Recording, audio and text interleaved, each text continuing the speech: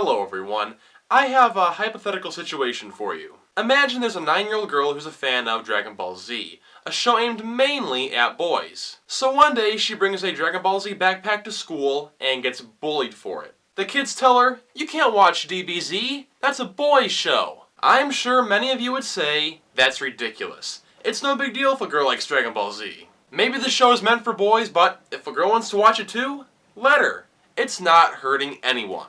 Now, here's a new situation. Imagine there's a 9-year-old boy who's a fan of My Little Pony, a show aimed mainly at girls. So one day he brings a My Little Pony backpack to school and gets bullied for it. Kids call him names, they shove him, and tell the boy to kill himself. So my question to all of you is, how are these two scenarios any different? Now, the thing is, one of these stories actually happened to a 9-year-old boy named Grayson Bruce. They're taking it a little too far with, punching me and pushing me down, calling me horrible names. It made me feel devastated. I didn't think I was going to get the reaction that I got. But what makes this story even worse is how the school handled it. They chose to ban this boy's backpack, calling it a trigger for bullying.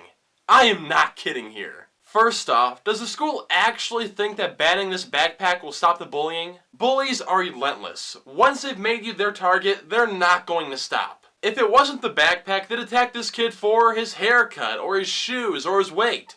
That's what bullies do. Oh, and I love this quote from Grayson's mom. Saying a lunchbox is a trigger for bullying is like saying a short skirt is a trigger for rape. It's flawed logic. And you know what? She's absolutely right. This is another case of blaming the victim, and it's bullshit. You could literally call anything a trigger for bullying. You're obese? That's a trigger. You're black? That's a trigger. You're gay? Guess what? That's a trigger. And this attitude does not fix the real problem here. When they banned this kid's backpack and didn't punish the attackers, they're sending this kid the message that what he's doing is wrong, and that he's the problem. I didn't know why they weren't focusing on the big picture. It's bigotry, plain and simple.